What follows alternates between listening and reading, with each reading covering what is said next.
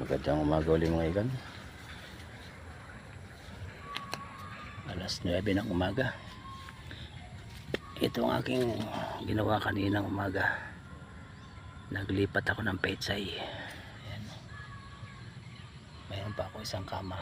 Mamayang hapon ko tataniman yan. Puro petsay mga ikan yan. Doon. Dapat sabay-sabay na lumalaki. Ang problema, hindi ko naman kayang ilipat ng sabay-sabay sa loob ng isang araw. Nag-iisa lang naman ako eh. Ayan o. Ito ang una ko nilipat. Malalaki na. Ayan, malalaki na. Ang ganda. Yan ang aking pula. Doon sa dulo. Ayan pa, tataliman ko pa yan. Tingnan naman yung saging. Ang aking saging. Kailan ko lang yan tinanim. O lahat na lang dito tinatanim ko. Kahit maraming, pag may bunga na, marami nang namimitas. Okay lang. Hindi naman nila kayang ubusin. Gaya itong papaya na yan. Pahinugin ko yan. Nadurubuhan ako ng dalawa. Kung kailan may silay na, yung na yung malapit ng mahinog, pipitasin ko na lang. Pahinugin ko na lang sa bahay. Naunahan ako. Nakita naman yung kung gaano kalalaki yan. Yan ang makapalan laman yan mga igan. Pink. Ang loob niya pink. Kung may red lady, tawag dito red lady, ito naman pink lady. Makapalang laman yan mga ikan. Ang red lady ko ay nandoon sa kabila. Ito ang aking mga gulayin pang tinola. Ayan, pang tinola lang yan, yung maliit na yan. Kung may nangingi, wala na nga nangingi, namimitas na lang, okay lang.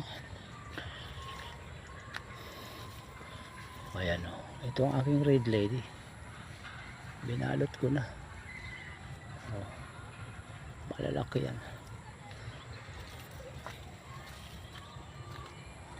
Ito pa sa kabila,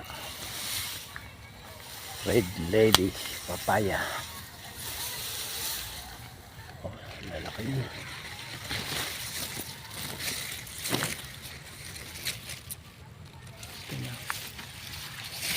Yan ang red lady.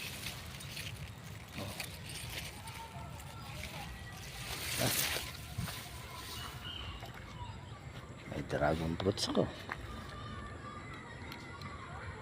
Dragon fruits. Lahat na lang tinatanim ko para, kasi sa pagtatanim lang ako nalilibang. Pag namunga naman, sarap sa pakiramdam. Marami nagkikinabang. Ayan ang aking mga binhi. Kamatis.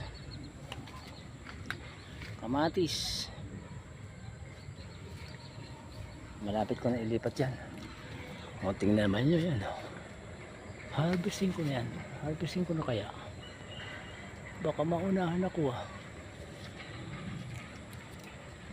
Yan ang saging na saba. Ba?